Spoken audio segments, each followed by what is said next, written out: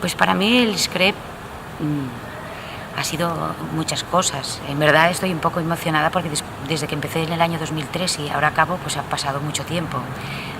Primero era una meta de cambiar de trabajo, de querer ser profesora de religión, y me metí con la comodidad de poder hacerlo por internet, y después me he sentido muy a gusto, o sea, me he sentido muy feliz, muy cómoda, me ha abierto mucho la mente, he podido compartir experiencias con gente muy similar a mí, con mucha naturalidad.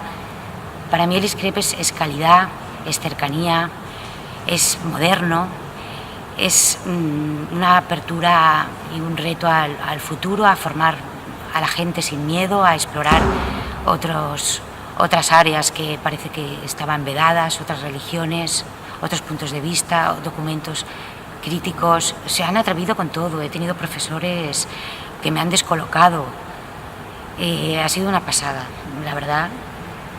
No sé, ha sido un poco mi hobby, mi espacio. Siempre digo que para mi marido su hobby es el fútbol, para mí es la teología. Y he ido creciendo y aprendiendo cosas muy chulas. Guardo los apuntes con mucho cariño. Lo puedo recomendar a otras personas de corazón, y de hecho este año se ha apuntado un amigo mío y está muy contento. O sea que lo digo de verdad. Supone a veces un esfuerzo, pero luego la satisfacción cuando envías un ejercicio, cuando te han corregido, cuando has...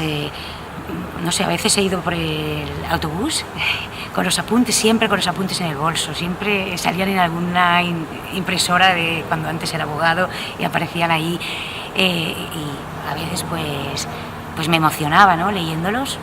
Tantos profesores buenos, tantas lecturas, no sé, todo muy bueno, muy chulo, no sé, he disfrutado, he sido feliz y lo recomiendo mucho.